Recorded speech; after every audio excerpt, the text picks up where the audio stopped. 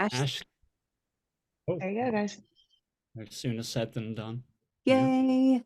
Glad you are here today. Should we kick this thing off, Neil? What do you think? Yeah, let's give it a whirl. Why do we All right. need marketing and PR anyway, Cindy?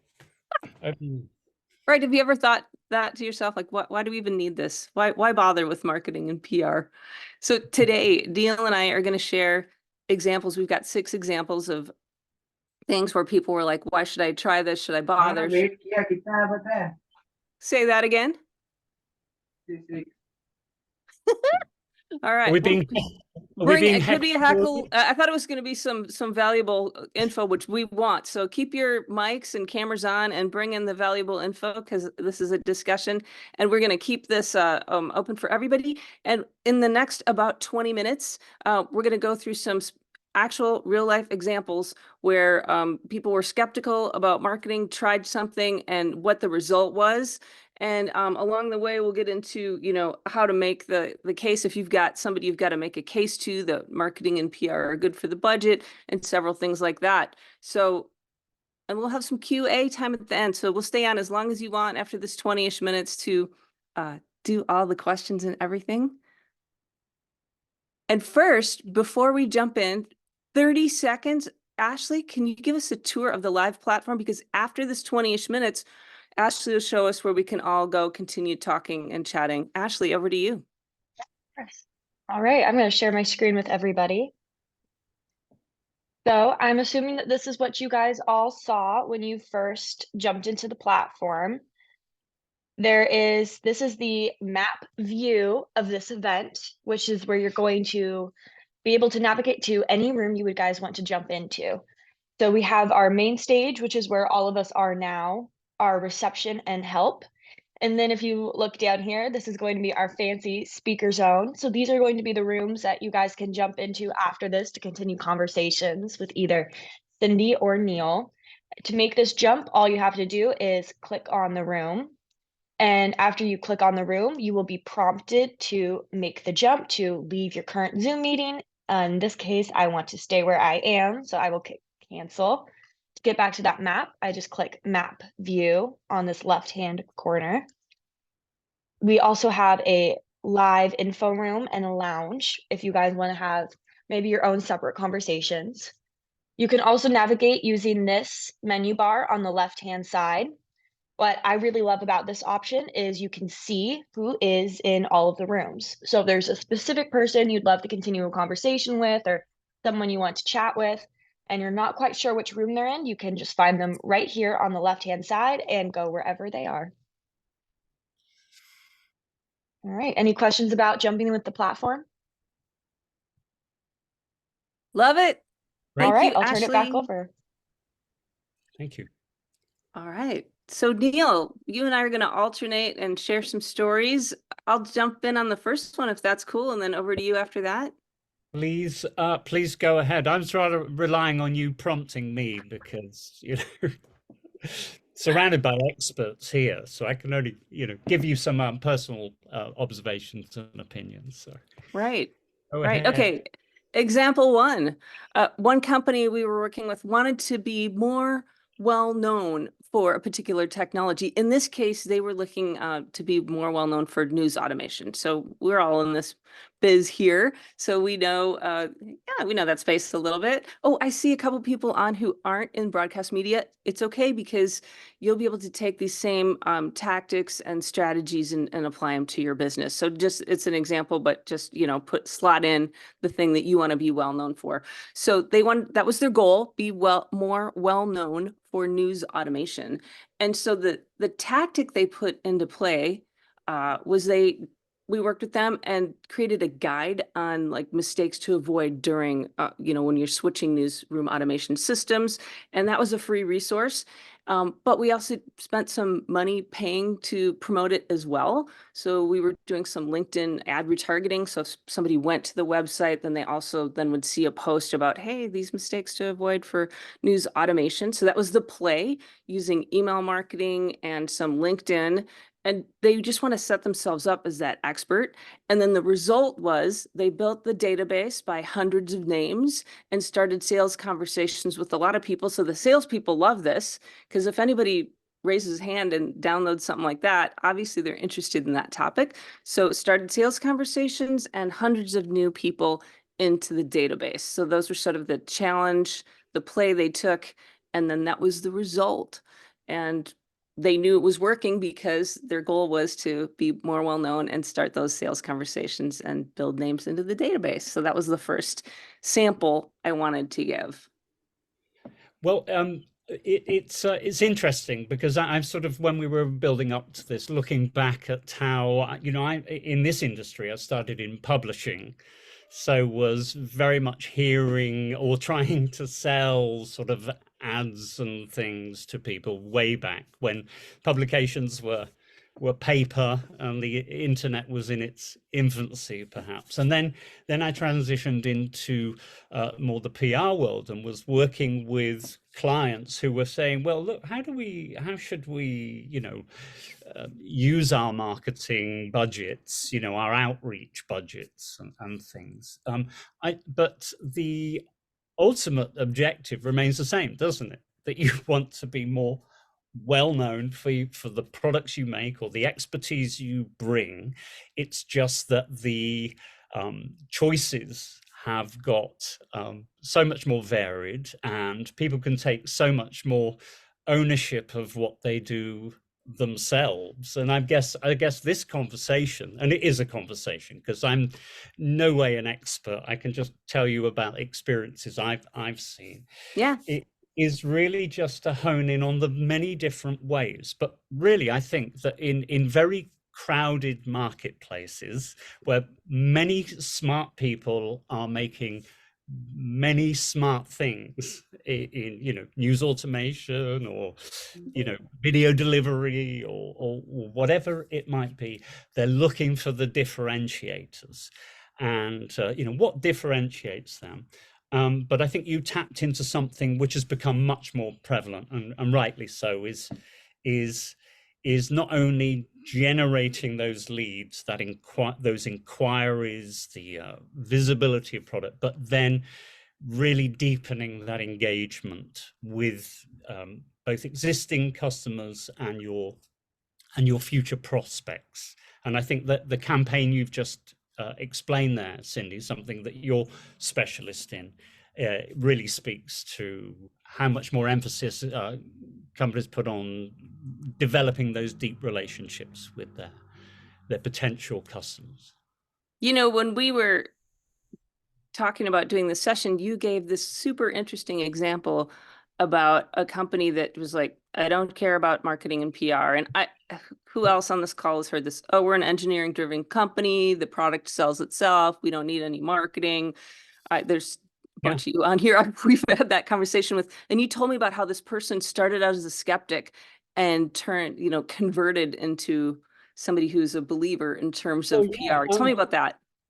Well, I think there was once a time when he'd be absolutely right. You know, we make a brilliant product, and as long as we get a few customers who can give us some great testimonials and maintain a sort of, you know, a reasonable level of visibility about how great we are, and certainly be seen in places where our competitors are, either at trade shows or in the same publications, you know, coming back to the old ad sales days, you know, if company A, who did cool things in content delivery, had a full page ad, company B, who were just vying for attention with them, will also need a prominent full page ad in same publication.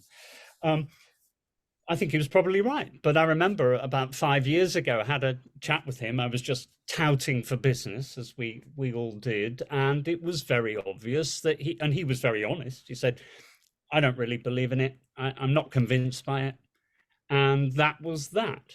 But it was very interesting about 3 years ago, post-pandemic, or was it 2 years ago? I forget, but noticed that one of my existing clients was very friendly with this company who do very cool software in video delivery. And I went up and I said, "Oh, I see you were talking to, my client. We do PR for them, and we've been working with them for many years. And I must have just caught them at the right moment. It wasn't the CEO, it was his marketing guy. And I think they were obviously having a few challenges to break into the next level of visibility for them. They were successful, but they wanted to be more successful. They wanted to be more well known. They wanted to make more impact in North America, for example. They're a European based company. And before I know it, and actually very quickly, they'd taken us on. They were going to give us a whirl, sort of thing. They were going to give us a try.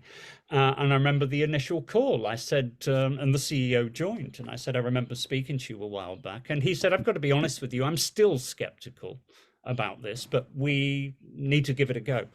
And I met up with him again at one of the major trade shows 8 or 9 months afterwards. And he goes, we've never had this engagement before. We've never been able to speak to so and so before, this company. We've never been considered for these awards before.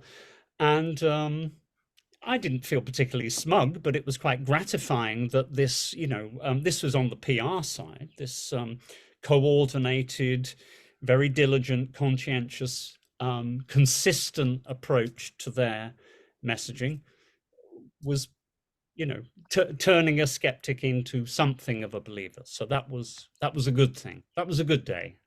And you also said, in addition to, we've never had this level of inquiry and engagement before. Yeah. A second thing you mentioned is, he said, we're talking to people we never could get into before. And so that's a second piece of like, how do you know it's working? We've never had this level of engagement, and we're able to get in the door where we weren't able to get in before. I love that you talked about that. And what was, Yeah, I mean, if he's unhappy with it, we'll fix it. The only we can do is take it back and send him another one. And we can make sure that we test the one out. Ashley, can you help us out here? There we right. go. Thank you. Yeah. These are interesting heckles, though, Cindy, I must say. They're quite original ones. I like them.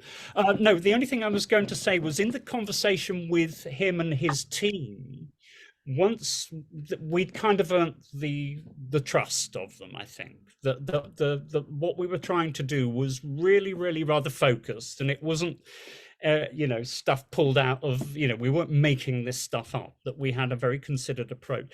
Was we started to be asked lots of questions. How should we, and this is on the marketing side as well as the PR, should we do this opportunity? What do you think about that opportunity?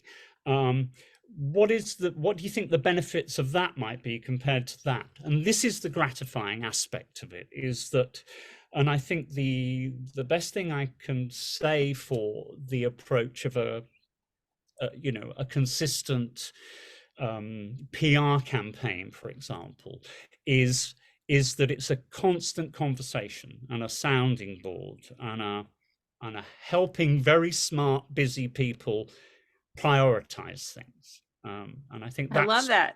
That's a good one. Okay, so that's our second one. Skeptic turned to, okay, this is actually working, getting more engagement, getting into places they aren't. And the tactics you're talking about there, Neil, were on the PR side, is that right? And consistency in the messaging? Primarily, but I consider the PR and the marketing just it's communications, it's outreach, it's how you brand yourself, it's what you want to convey and who you want to convey it to. It's all part of a piece. There are different tactics involved, and many of our guests here and many people out there own their own aspects of it, whether it be social media or direct marketing. They do themselves. But I think the serious agency who's very committed to helping them get to wherever they want is going to be the great sounding board for all of those things and help them to prioritize those things. Yeah. All right, let's move on to example number 3. And with all this, we're looking at sometimes you have to make the case to somebody else that PR and marketing are worth it. And we're trying to get into some of the factors that you can use when you're making those decisions. And then obviously, how do you know it's actually working? So for all of these, we're looking to bake that info in for you so you can put this to work for yourself, whether you're working, like you just said, Neil, with an agency, or whether you're doing this in-house for yourself, you can take these factors and use them. Yeah, Cindy, a question for you, really about measuring. Yeah. Because I think that you're probably much more experienced in the, as many more things have moved into the the digital age, the online, it's easier to measure things. But maybe you share some thoughts with how you measure some of the marketing campaigns that you enact. Yeah, definitely. Well, let's see. I've got two other examples to share. So should I talk about the getting new prospects you've never met before and starting conversations with them first, or talking to getting more people to the trade show booth? Any votes from the crowd here? Which one of those? Trade show booth. Trade show booth. Okay, this is an actual example. And Neil, this is one where we can measure for sure. So the challenge, their goal was to get more people to the booth. We all know this one, right? You got an event, you got a show, you got HPA coming up, or whatever you're doing coming up. So for this particular client, the play was, we made a series of short videos, so like 2-minute videos, and we put those out on social. So primarily LinkedIn, and then also on email. And then the call to action in all of them was book a meeting with me. And so sometimes those meetings get booked, and sometimes they would get an email back or a comment back, or whatever the case was. And then the other part of the play was we sent a series of SMS messages during the show. So during the show, hey, are you here at the show? So I was standing in the client's booth at the show, actually, and watched someone walk in with their phone, and they're like, oh, hey, I just got a text from you. So yeah, show me what's new. I'm like, okay, yes. So speaking of how to measure, does that work? And the client, by the way, sent me an email that said, holy shit, it's working. So that's what I got from them, which was great. And so that's an easy one to measure. You can look at how many people opened an email. You can look at how many people commented or engaged in a post. But more importantly, you can look at how many people booked a meeting. Now, not everyone will book a meeting at a show, so it's a little bit of a gray area. But if you're keeping track of people who walk onto the booth or stand and say, hey, I just got your text, like, that's not a measurement I can, keep track of. The company needs to keep track of that themselves, but definitely it's measurable. Did it help start that sales conversation? So really, those types of activities can be measured for sure. Did that answer your question, Neil, in terms of measurement? Yeah, there was always a slightly knotty question from the PR side of things is, well, how do we measure success? Now, the one example earlier was, many more mentions in various, publications, relevant publications, and many more sales inquiries. But it was always a sort of an interesting conversation, because of course it's almost a bit how long's a piece of string, because you've got to kind of hone in, I think, on, well, what are they looking to achieve? Is it about launching a new product? Is it a particular geographical region they are wanting to sort of have more impact in? And then, is measurement just how many people click through to have a look at the website? Well, that's one. It's coming back to that point about engagement and deeper engagement, demos, and then obviously eventually a sale or a partnership, or whatever the thing is. And but that attribution is so tricky, right? Like, I feel like the attribution's so hard, but if you can figure out a way to say, at least the measurement that we do, and like put together a kind of KPIs, a key performance indicators report, once a month for folks, has that, like, what you just said, what's your goal? What do you want? If you could wave a magic wand and have something happen, like, what would you want to have happen? Let's measure that. It's a really good point. And one thing that I would always advise is never be too prescriptive. We've been doing this for years. you just need to hand it all over to us. Because we've, I think experiences, good and bad, are valuable, aren't they? And usually it's the less than good experiences where you learn more. And I think, I've many times made the mistake of thinking, oh, yeah, this lot, we've seen this before, and we're going to do something. And I learned that lesson very early on, very quickly, that is not the way to do it. Because things change a lot, right? Well, and one thing with my new hat on, just a quick plug, very quick plug, but my new project is I've launched a publication for the media and entertainment space that is looking at sustainability issues, and that covers environmental, social, and governance issues. So really, we're just trying to talk about the media and entertainment industry of the future. And I think when you're talking to people, maybe not now, but very soon, you're going to need to be aware of the fact they might be putting much more emphasis on the ethical dimension of the people they're working with, the publications they're working with, the agents they're working with. It's going to become more and more important about how we present ourselves and our companies and our industry in that way as well. So that's true. Put that in as an important factor as we move into. Yeah. Congrats. I can't wait to see the new publication. I'm going to give one more example, and then we're going to wrap and do Q&A, and I'll be here as long as you want to talk about anything. And actually, we've got a couple more examples we won't get to, so we'll take those into the discussion rooms. So next example is we have somebody that wanted to reach new people they've never talked with before. Who doesn't want that, right? And start conversations with them.